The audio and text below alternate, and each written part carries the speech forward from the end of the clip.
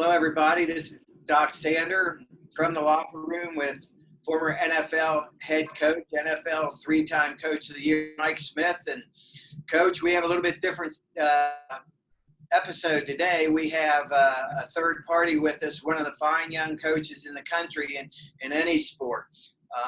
Coach Jake Amos, the men's golf coach at East Tennessee State University. Coach Amos, in his first year, did a phenomenal job of leading the Bucks to a top 25 finish and had some outstanding individual performances, but the team played great all year. So I think we'll get some real insight into the world of golf. So I know you know a little bit about Jake from his competitive background. So why don't you share a little bit of that? I know he beats up on you all the time on the golf course.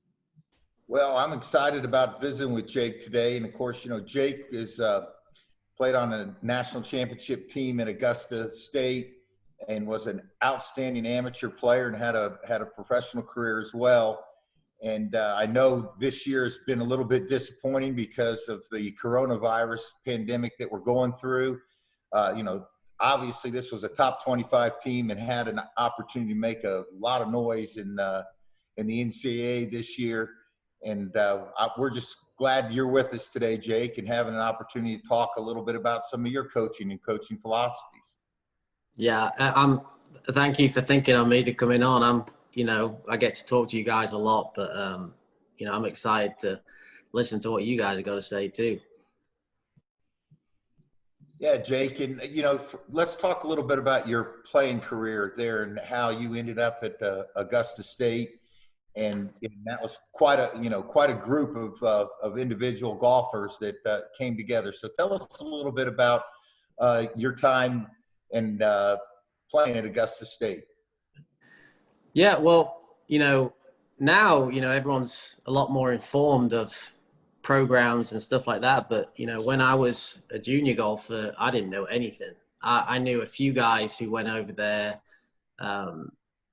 to America and played, and it was always in the back of my mind, it'd be cool, you might see a couple coaches here or there at some tournaments, and I didn't really put much thought into it. And I played a tournament over in America and I did pretty well, and I got a lot of interest. And then my senior year in high school, I played well in a big amateur event that a lot of coaches watch, and I had a lot of interest. I actually didn't respond to any of them. I was like, well, it's not really in my plans. I don't really want to do it. I remember actually writing back.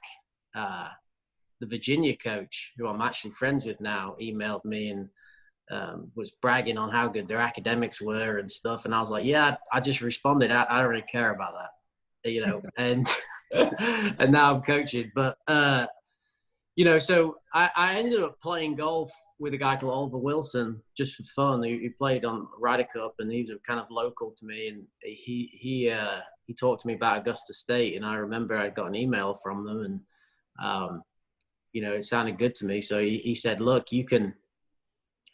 He goes, it was funny because we were actually playing with a Tennessee player at the time. He goes, you can go to Tennessee and go to football games and do all that kind of stuff. Or you can go to Augusta and, golf's the main sport.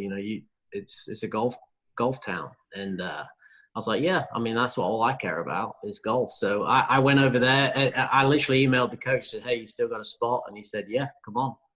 And that's kind of how I got to the funny thing is I was actually a non-qualifier out of high school.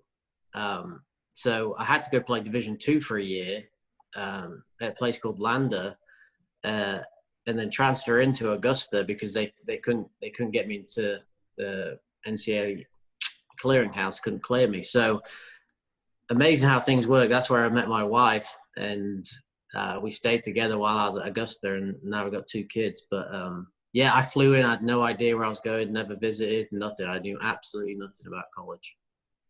Yeah, well, that's a really cool story. And of course, if you're a golfer, it doesn't matter if you're from the United States or anywhere in the world, about Augusta. And when you were at Augusta State, obviously it was the #1 sport that everybody was concerned about in that area. So you probably made a great, wise decision.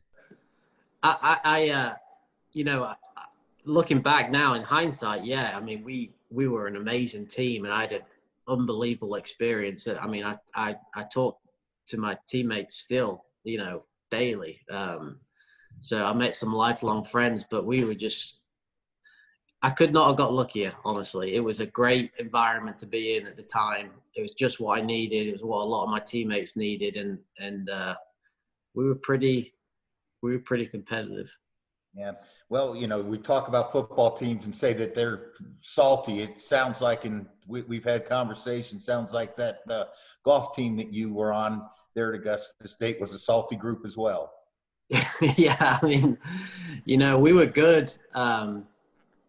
We had a guy, Henrik Norlander, who's on tour now, who was unbelievable college player. I mean, a lot of guys would have played with him and realized they're just not good enough to play golf. I mean, it sounded different when he hit it. But not only that, he was crazy competitive too.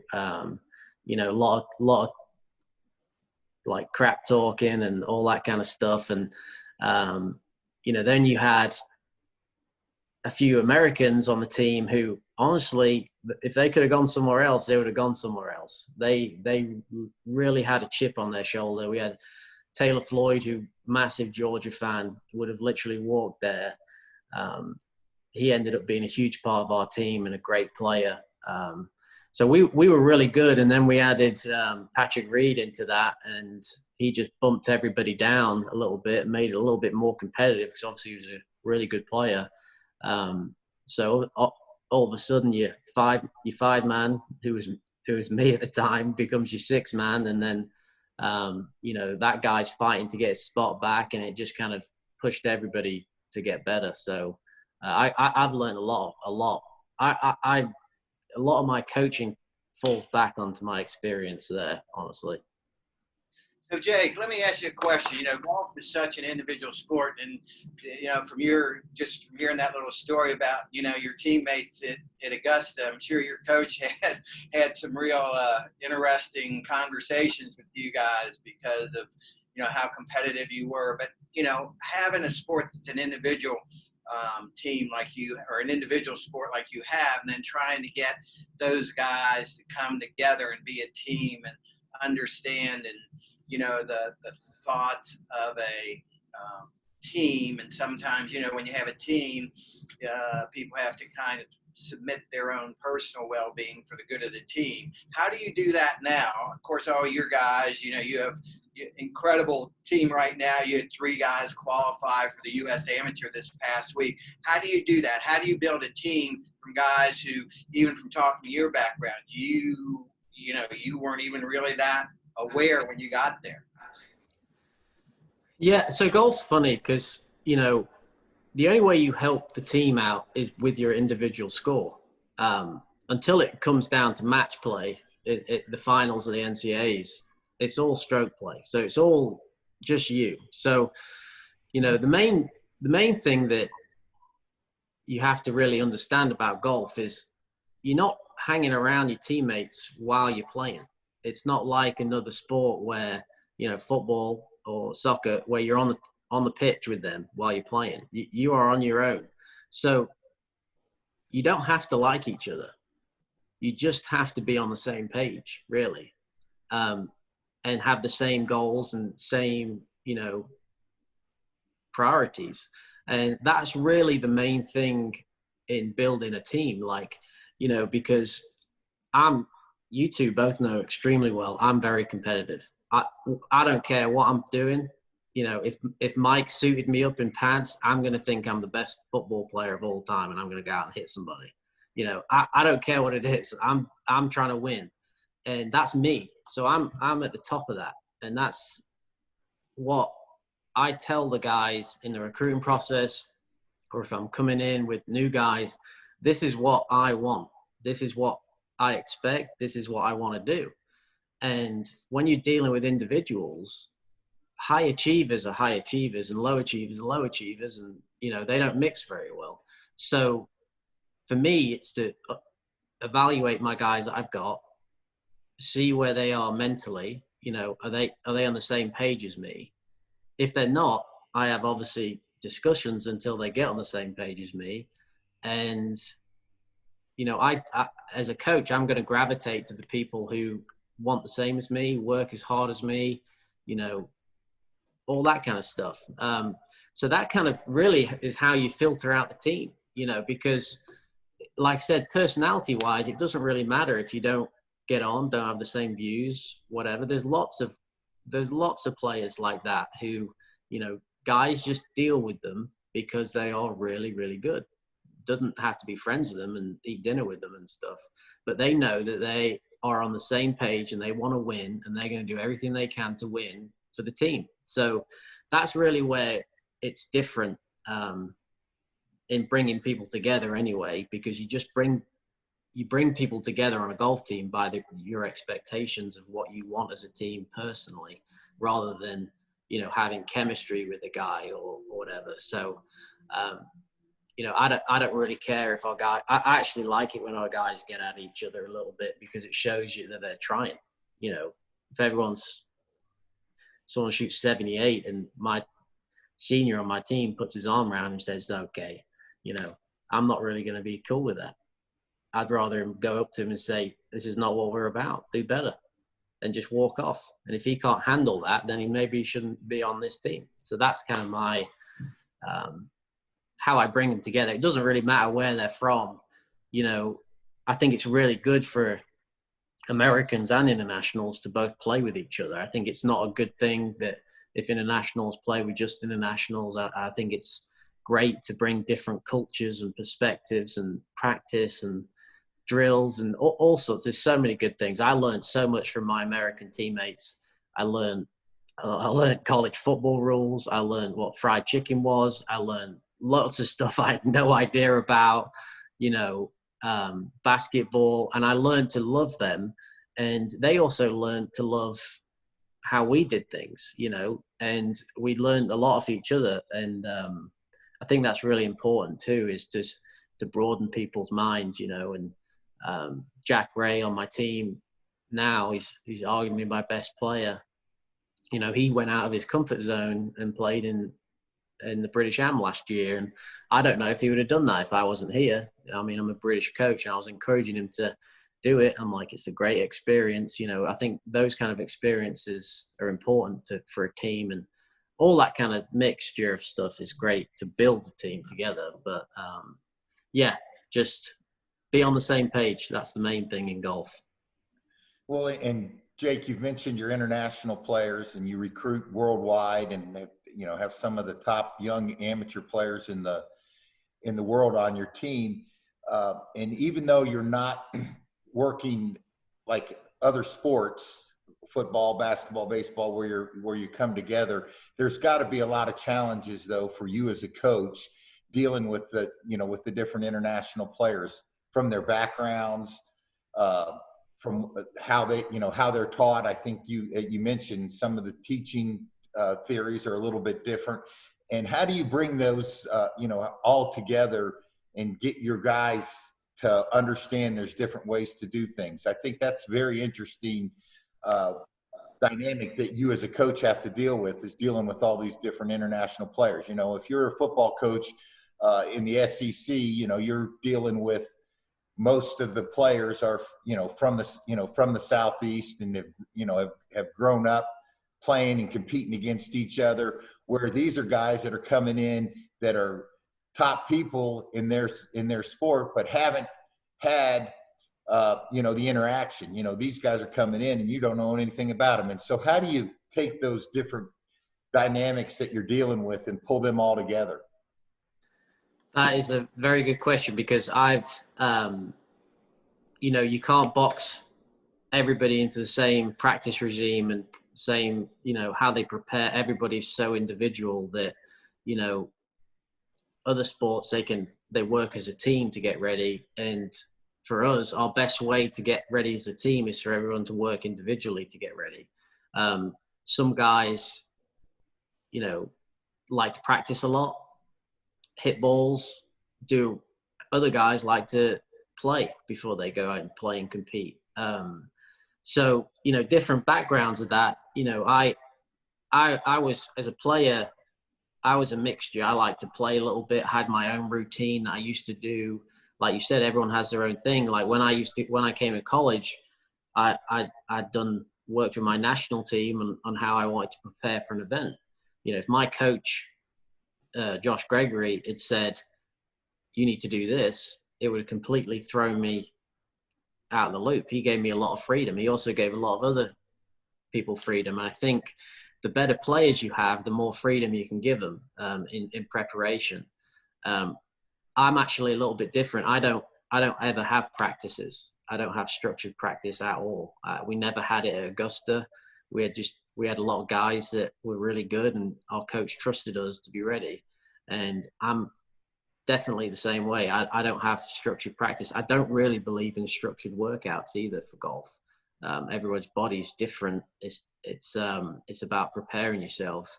And I've got a few ideas for this year about working out and what I'm going to do. I'm going to do something a little different, I think. But as a practice and preparation standpoint, you know, there's a couple of things I believe in. And once you've played a tournament, that you should take a day off every time. Don't touch a club. You know, if you go out and tour, those guys finishing on Sunday, they're not doing anything Monday. They're resting. So that's what I believe in that. I believe the next day after that, it should be a reset. And what I tell my guys, I'm like, come out to the driving range, come out to our golf facility and press reset, work on your fundamentals, check all your lines, you know, ball position, posture, grip, alignment, everything. Because when you play a lot, those kind of get all over the place. So that's what I tell them, reset. Then you build up to the tournament again. So, you know, the Wednesday, you'll maybe go play 9 holes or 18 holes, whatever you want to do, and hit some balls afterwards. And then you kind of build up to the tournament. That's what I kind of tell them, because that's what I used to do. Now, the only thing I make them do is push the reset button after an event. The rest of it is up to them. You know, we'll go out, and Jack Ray and Austin Carter will be like, I mean, they're golf course rats. They would play every day if they could. Sometimes I have to tell them to hit balls. So that's what they want to do, and it's been successful doing it. Shiso Go, our Japanese guy, he's been brought up on the driving range a bit more than them, so he likes to work on the range. So I just give them freedom to do that.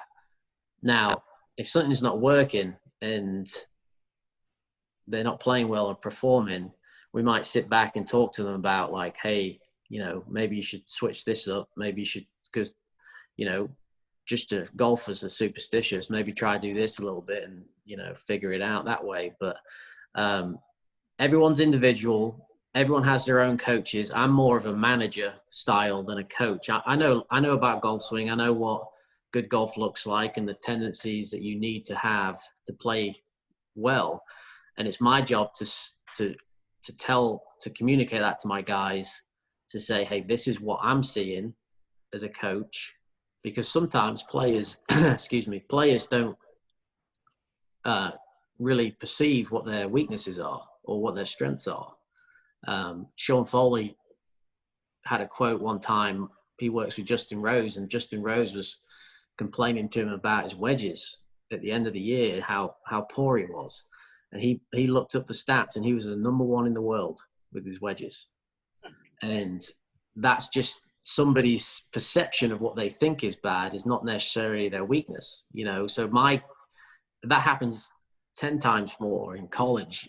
You know, they think they might be doing something really bad, but they're actually not. It's something else that's causing that. So that's how I coach. I don't really coach technique or anything like that, or I just kind of give them the freedom to work with their coaches. I just try and give them information that's going to push them to get better. Jake, that's really interesting, because one of the best coaches that I ever worked with or hired was at VCU. His name was Paul Costin, and Paul was an incredible tennis coach. And, you know, he probably won more tennis matches than anybody in the history of college tennis. And we actually played Stanford for the national championship. So for VCU to play Stanford for the national championship in 2000 was amazing. But he did exactly what you said. He gave every player exactly what they needed. He had some guys that wanted to practice a lot. He had some guys that, wanted to just bash balls all the time. He had some guys that were very concerned about their academics, so he would have to practice them at 7 o'clock at night. So, he just gave every player exactly what they needed to, to be as successful as they could. We used to kid, his mantra was just win, baby, and he was Swedish, and, that's kind of a typical mentality of, that country, let's get down to exactly what's important. So I thought, what you said was really, really kind of interesting. But I also thought it was interesting for you to say that, that they all have their own coaches and you let them work with them. I think that's really interesting because there are a lot of coaches, and I know a lot of golf coaches whose ego really won't allow that. But can you talk a little bit about that? Yeah, I'm a big believer in that. And, in everything, if you want to get better, whatever it is, you got to have no ego. You got to have no ego in asking for help, no ego in knowing where you're at and knowing what you know. There's a lot of things I don't know about the golf swing. There's a million golf instructors better than me.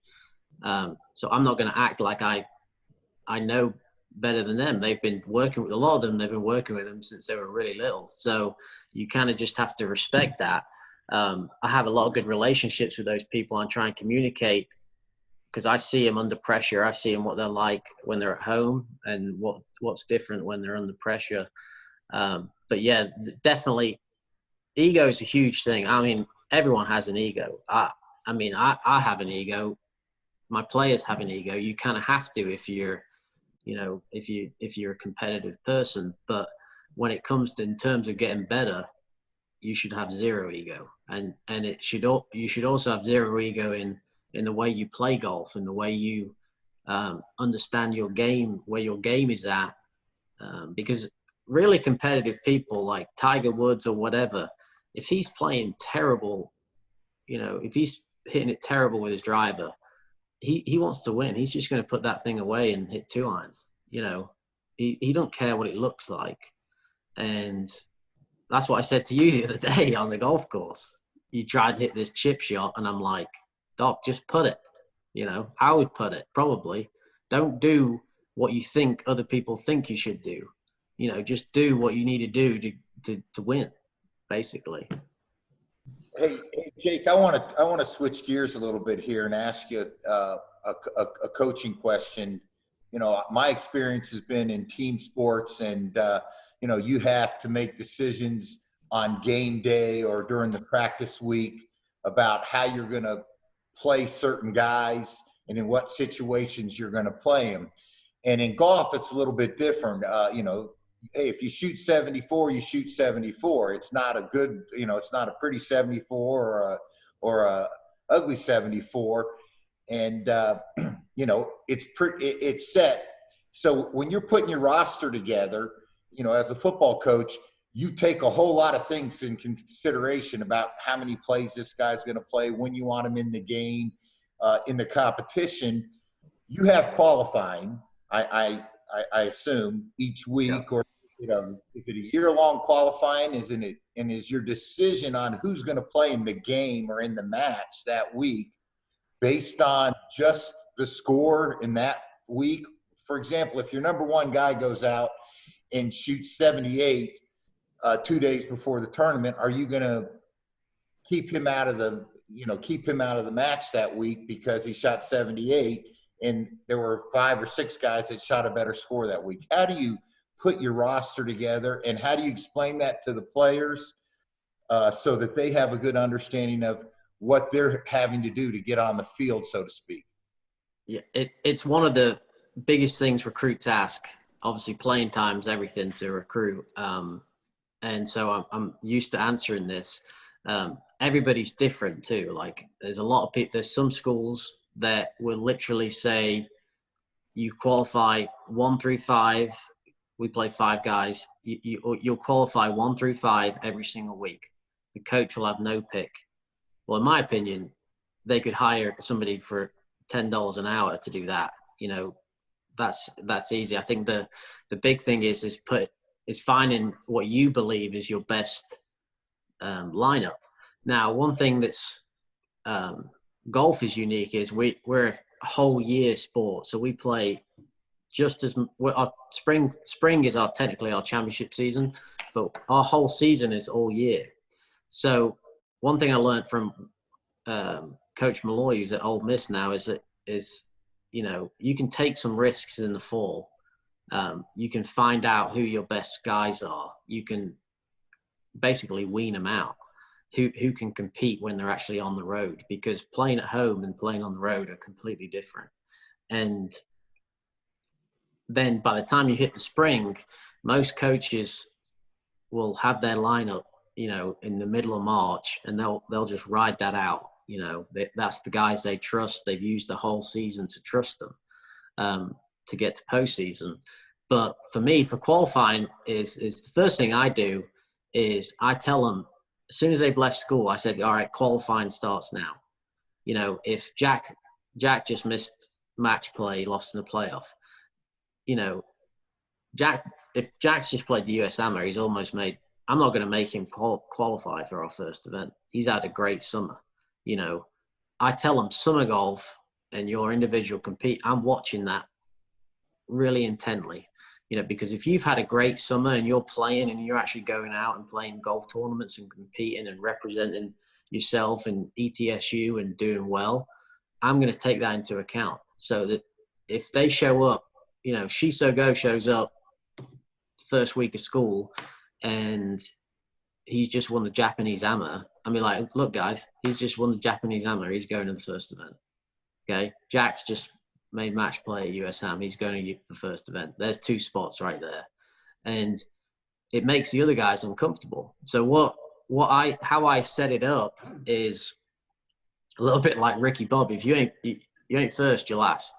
The only way you get into my lineup is by winning. And I set 3-round tournaments up. So they'll play 3 rounds in a row, ideally, and the winner will go. So let's say I know right now, I know Shiso and Jack are my best players. Okay. I'm not leaving Johnson City without them. So I'll tell my guys, they're going to get this next week, actually, when they come back. These 2 are going. We got 3 spots. You know, we're going to play 9 rounds. We're going to play 3-round tournaments. If you win, you're in. Simple as that. Go beat all the other guys, you're in. And let's just say Archie goes out and wins the first one. He's in. Well, maybe he goes out and wins the second one. I tell him Archie's just giving me a pick. This is how I operate when we first get going. Archie's giving me a pick. Okay, so let's say Sam Espinosa wins the next one. You know, there's my 4 guys. Now I've got to pick the next one. I might pick a freshman to see what he's got. I might pick, this is at the start of the year, I might pick somebody who's played well all 9 rounds and finished second every time. You know, he's obviously playing well. So there's lots of different variables on it. But then when they get to the tournament, you really see what they're all about, you know, because if they start playing well and you see them playing well and they might just have 1 bad event, 1 bad round and play 2 good rounds for the team. You know, there's loads of different variables like that, but you kind of see what they're all about. And golf is funny. Like every team I've been on, South Carolina, Purdue, South Florida, you have guys who can play at home and get in the lineup. And then when they get there, they're not good. And you have guys that just hate qualifying, don't do well, but you know they're gamers. When they get to the golf court and tournament, they're going to play well. So after you've given the guys a chance in the first couple of events, you kind of start to see that and you use that. And they know it. The guys know it too. And you end up just taking the team. It's my ETSU pays me to take the best team possible. That's what I tell my guys. I'm like, so I'm going to take whoever's best. I don't care if you're a freshman, true freshman, red shirt, full scholarship, walk on. You go in if I think you can win. Now, sometimes I'll pick a guy for a golf course. Like if I've got a guy who hits it pretty short and, is going to struggle around Olympia Fields or a honors golf course or somewhere like that, that unless he's qualified on his own account, I might take that into consideration. But normally I just let them wean themselves out. And last year we had a small team, so we didn't really have much depth, honestly. So it kind of played itself out from the very first get-go. But this year we're going to have 10 guys. We've got a couple of good freshmen coming in, a good transfer. So I'm curious to see how competitive it's going to get. So Jake, would you say that when you're making these decisions, it's maybe one or two a week? And then the other thing I would like to ask you is, you mentioned early on you have split seasons, so you have a fall season. Would you say that fall season is kind of like preseason for basketball, that playing exhibition games in college, or the exhibition season in the NFL, where do those count, or do you have to say those are counting because those go on your record, don't they? I mean, in terms of being able to qualify for the national championship and get you into better tournaments and things like that. Do you concern yourself when you're making those individual decisions that it may be hurting the team? The fall is equally as important as the spring. Like it's a 50-50 split. We, a lot of times we were, from our fall season, we'd already made postseason this year. That's how we played great in the fall, and that's how important it is. It's important for rankings. You play great golf courses. You can play some great events. The events in the fall are actually probably better than the spring, mainly because of the weather. But it's a huge deal. Like, this year we played a really hard schedule. And that would have definitely come into, I would have probably been a bit more flexible in my own decisions on who I take to those events, literally because I know how important it is. We were playing an event in Merrido, which is in Dallas, and it's an unbelievable field. And I might rely on some experience and I might not take a freshman to that, let's say, who might struggle in that situation or whatever, or take a guy who's struggling, even though he might be one of my best players, but then in a weaker field in the fall, you would maybe have that risk or whatever. But yeah, the decisions are definitely week to week on how you structure it. And a lot of times you're thinking about the qualifying, and if you're going to just straight up pick the team while you're at the event, watching the guys and see, like if a guy finishes 10th or 5th, that's actually a funny story. So normally you give them like a incentive to play well. Okay, you go win a college event, you're exempt for every event for the rest of the semester. You finish top 5, you're in the next 2 events. You finish top 10, you're in the next week. That's kind of like little goals you give them to play again the next week. Well, our Augusta team was so good, we couldn't do that. I remember I qualified for the first event of the spring in UNC Wilmington, and I kicked out one of my good friends, and he went into the coach's office and yelled at him, basically saying, "Get me an individual spot because I should be going." And so he went. We played the tournament. We won the tournament by like 15 shots. Patrick Reed won it. Mitch, who I beat out, finished 2nd. I finished, I think, 11th, and I got dropped for the week after. So, like, hopefully you have a team good enough where you can't give them those rules, or you have a team that's good enough that, everyone finishes top 10 and they're in the next week. That's the best way. But typically, if we win a college event as a team, I'd take the same team again. So, Doc, doesn't it sound like to you that that you're really preparing these guys for the professional tour? Because that's really kind of how it is, isn't it? If you play well, you get to play more. Yeah. You make the cut, you get to play on Sunday, and it seems like you're doing that with your players. And let's switch gears again. I want to talk to you a little bit. Recruiting is that's the backbone of any sport, as Doc knows. It's his background in basketball and mine in football. Is you got to get recruits, but it's a different way of recruiting. It's not like going out and signing 25 guys for football or for 7 guys for basketball, and you go out and there's a season and you're watching their high school. You're not necessarily watching when they're playing their high school matches. You're doing it at a different time of the year. Talk to me a little bit about the recruiting process, and I'm sure that there's relationships that you have with coaches, swing coaches, and all that. And how do you find out about these kids? Because there's guys all over the world that can come to ETSU and play golf, and do well. Yeah. So that's funny because Fred Warren, who's before me as a head coach, was a legend here, and he really paved the way for the international side of it. He found out that there's a lot of good players worldwide, and he was recruiting internationally before anyone else was.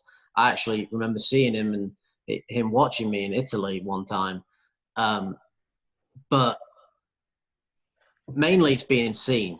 Like I'll just talk about international really quick. So international, you got to get your logo and them to understand what that is, because generally they don't know. It's a completely level playing field.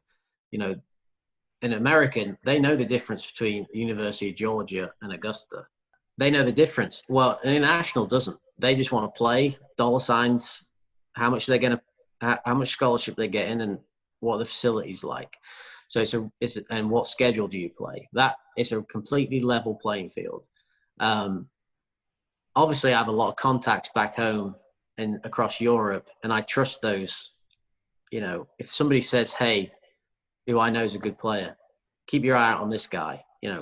Get in on this guy. He's not done much yet." But now with the internet, you can see everything. I mean, there's a lot of good coaches who literally will recruit just off scores, because that's all that matters. It doesn't matter what they look like. They don't care what their attitude's like. It's what they shoot.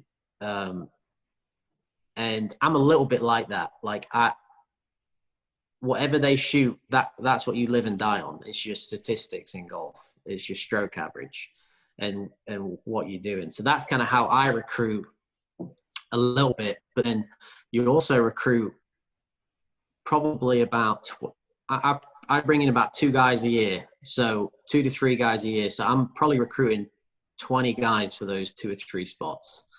And after you talk to them, you kind of have to ask them some questions about what are they looking for? Are they going to be a good fit?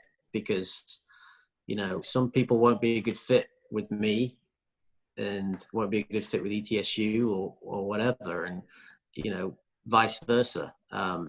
It might be a great fit. And scholarship wise, there's so much into it. It's not just full rides with golf. We get 4.5 scholarships. So you have to have a lot of partials. So it's a lot of jigsaws, trying to fit, my 2023 class, let's say, for instance, I might not have much scholarship.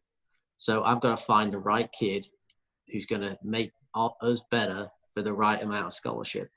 And you got to work that out basically and project. I'm projecting now. I have a sheet that I'm projecting where I'm at in 2024. Of what my team's going to look like, how much scholarship I've got. So you kind of look at the level of kid you can get for the amount of scholarship you can get and what he's worth and things like that. But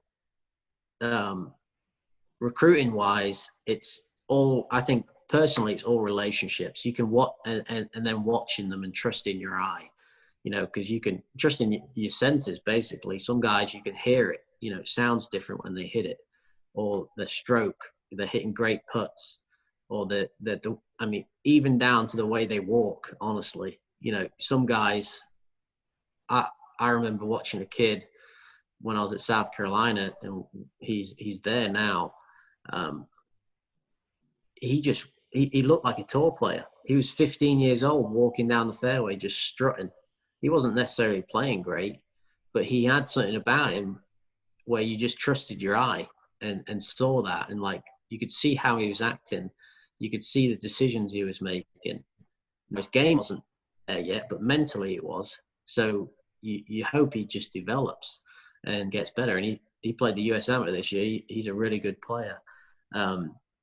But one thing I tell every recruit too is, and what I'm looking for mainly, if I'm looking at statistics, is, are you getting better? Because there was a time in golf where recruiting got so early, it was ridiculous. Like 8th graders committing. You don't know what that guy's going to get into in the next few years. I mean, you don't know what he's going to look like when he gets to college. But, are you getting better? So I'm like, is this kid trending in the right direction? And if he is, that's all you can really ask for. And when a kid commits, I'm like, this is your point. This is where you are in the world rankings. This is where you are in this ranking, or if they're American, junior golf scoreboard ranking. I just want you to be better by the time you get here. I've been pretty lucky, and I've had kids that so far have done that. But when they commit, they're on the team. Everyone knows where they're going. It's not like other sports. You don't get many decommits or anything like that. Golf's pretty solid. So once you commit to them, they're coming. They're on the team. So they're representing you already. So you got to have kids that you want like represented that way. They better be acting the way you want them to act when they commit, not when they get here. You guys probably didn't know this, but I was a golf coach once upon a time. I didn't know that. I didn't know that either, Doc. Yeah, I was so good. It basically, when I was a high school, basketball coach, they just needed somebody to drive the guys to the matches. So that was kind of my deal. But the first year I did it, we had the qualifying round, and this kid, he tried to qualify, and he had never been on the team. He was a senior, and he had played baseball, and they moved in Ohio. They had moved golf from a spring sport to a fall sport. So this was the first year it was in the fall. So I cut the kid. The kid comes to me and says, Coach, he said, I think I didn't play very good, but I'm better than that. If you give me a chance, I'll show you. And I go, no, I don't, I got to go by this. And he did it again. So I basically said, okay, I'll let you come to practice, and you can, if you start shooting better scores, I'll give you a chance. But to make a long story short, he winds up coming to practice, shooting a little better, finally getting the matches, winds up with the district tournament. He shoots 66 and is the medalist at the district tournament. So I have a real offensive talent in golf. So I think I was golf for 2 years. Then my car kind of couldn't hold all the players, so they got a new coach. So that's how good you are, Doc. It is, yeah. I can really spot talent, I actually, so when I was at Purdue, Rob Bradley's the head coach there, and he's one of my best friends. And his kid, Cole Bradley, played tennis, really good tennis player. I just got the job there. Rob had been there 1 year, and Cole soon learned that like he just loved golf. And when I first got there, he was shooting 60, 65 for 9 holes. And in 1 year, he won the high school state championship. Wow. He shot like 68, 70 or something, won this Indiana high school state championship. So he was obviously starting to think about college then. So I brought him into my office and I said, Cole, I was like, you're really not going to play anywhere else. I mean, come on. If you want to play college golf, you're going to play at Purdue. He's like, for your dad. He's like, yeah, you're right. I said, so why don't you just commit? He's like, yeah, I think I'm going to. I was like, well, you got to shake my hand. So he's like, all right, I'm in. I was like, great. He went back that night and they're sitting at dinner. And Cole, he goes, hey, I've got something to tell everybody. I committed to Purdue, Coach Amos, today. And his dad, who's the coach, didn't know. His mom was like, what the, and now he's turned out to be, he loves golf. He's turned out to be an unbelievable player. But that reminded me of that because you never know. Like, that's the thing with early recruiting. He just loved it and got better. Your guy obviously loved it, just got better and better, worked hard, and it all works out. But that's one of my favorite recruiting stories, actually. Doc, I've learned a lot today about about coaching and coaching an individual sport. I have not ever really thought about the dynamics that go into it, and it's been very interesting hearing a very successful coach that works with individuals, so much different than a team sport. And I think the dynamics are changing a lot quicker when you're dealing with individuals than you're dealing with a team. So it's opened my eyes. And Jake, it's been fun talking with you. We've had conversations, pieces of it, on the golf course, and I'm looking forward to getting out there and playing again sometime here in the next week or two. Well, Coach, one of the things, we do from the locker room is try to get a couple takeaways for everybody that's listening. And I think one of the big takeaways for me was, Coach, two things. I think the coach gives his players what they need, and I think as a leader, if you can give the individuals that are in your organization what they need to be successful, and they're all not going to be the same. I think that's an important thought. They're all not going to be the same, so you don't treat them all the same. You treat them with what they really need. I think that's an important takeaway for any coach, for any leader. If you treat everybody the same, it makes no sense because everybody's different. So you give them what they need for them to have every opportunity for success. So I think that's critically important. The other thing that I got out of it was ego. If you're all about yourself, and like Jake said, everybody's got an ego and pride and try to do the best they can.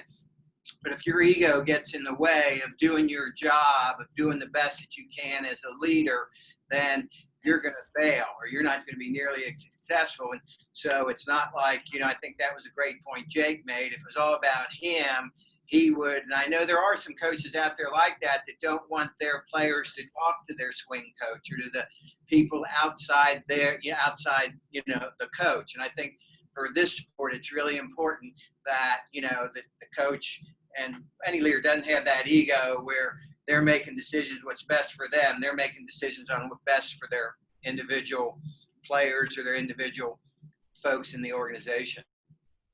Yeah, sorry, Mike. I lean on you guys all the time. You know that. With advice and I don't know. I'm young. I've got 30 more years of this. I'm going to make loads of mistakes, and I've already made lots of mistakes. But I think you have to trust people. And, I call other coaches and you guys and whatever they're in, all successful people, there's a DNA code of what you should do and how you should act. And so I just appreciate talking to you guys and having you there for me whenever I don't know what to do or whatever. I just appreciate both of you very much. So I just wanted to say that. Yeah, Jake, and it's been fun talking with you today. And like I said, we're gonna get out on the course. You, me, and Doc. We've got a couple more grudge matches here, before the spring semester starts and the kids get back. And I know you're looking forward to having your players back on campus and having an opportunity to work with them. And I'm anxious to see to see how this pandemic goes out and we get the guys back on the golf course. Yeah, same. I'm looking forward to getting them back. Hopefully we'll have some sort of competitive golf for them. I don't know what that's going to look like, but yeah, no, it's going to be a fun year. I want you two can come and hang out anytime you want, and see what they're all about. But yeah, I think they'll do Johnson City and ETSU proud this year. I think we'll make some noise. Great, Coach. Thanks, Coach Amos. Thanks, Coach Smith. It's good to hear. Thank you. Like always, and I think people should get a whole lot out of this little podcast. So thanks again, Jake. Thanks, Mike. It's been great. See you guys later. See ya.